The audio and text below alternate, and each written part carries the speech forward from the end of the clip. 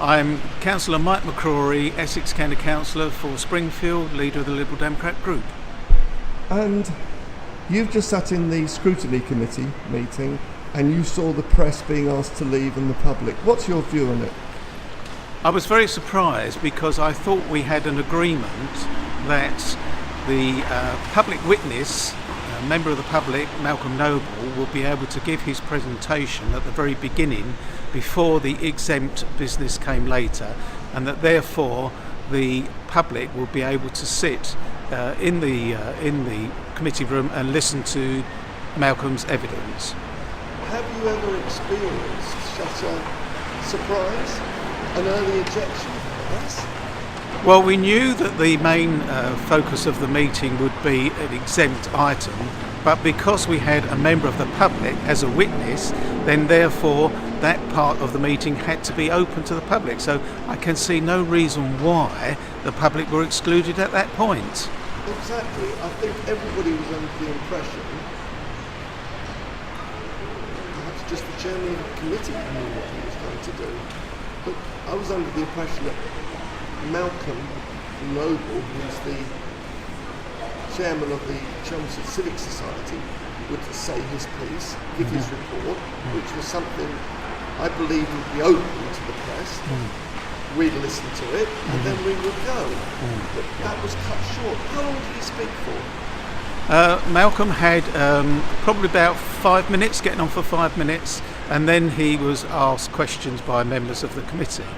The disappointing part as well was that some members of the public, as well as the press and media, had turned up as well to listen to the proceedings, so they were very disappointed too. To say the least, pretty shocked really.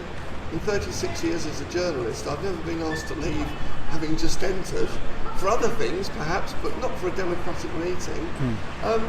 Was any mention made of it by any of the councillors that were present?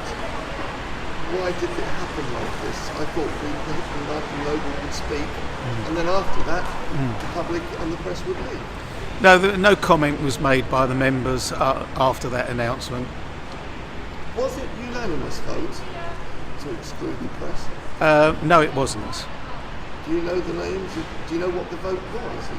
Well, is there any way I can discover what the vote was? You could probably ask the Democratic Services officers for the actual numbers, but I certainly didn't vote for it at that stage, no. Okay. I suspect that Councillor Abbott and Councillor Escorted were the same.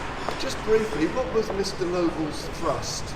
Can you reveal that, or is that secret? You've sworn to secrecy about everything about the meeting? No, Malcolm Noble's contribution was strictly about the report that he was commissioned to produce by Essex County Council and by Chelmsford City Council to look into the possibilities and feasibility of using the Shire Hall for community use, public access, as well as commercial uses.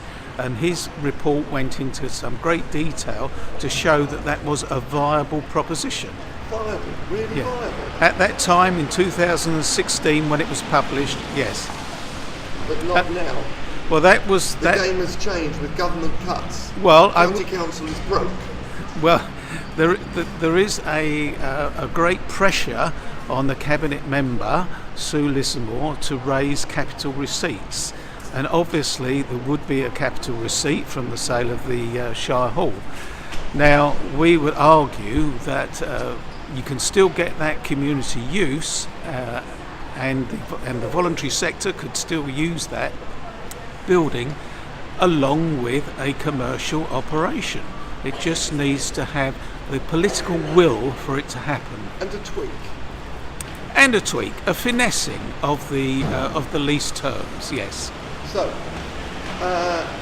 you can't say whether it's, I know that it's rumoured to be a long-term lease. It's not a sale, is it? Because it remains county council property. Well, it's a very long lease, yes. I think I can disclose that. 99 years?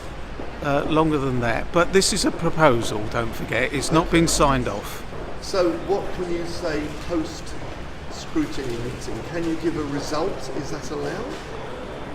Well, yes, I think it is allowed. I moved a reference back for the Cabinet member to go back to the developer, Aquila, to negotiate renegotiate terms to allow the community use and the voluntary sector and public access, as well as the commercial side of business. But that motion was rejected. There were 3 votes in favour and I guess about 9 against. Now let me think, who voted in favour?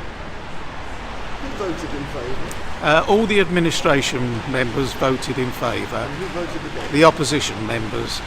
And were they all Liberals? No, there was 1 Green Party, 1 Labour Party. And one Lib Dem, and myself, one. yes. Wonderful. Is there anything you'd like to add whereby you won't bring down the Spanish Inquisition on your head?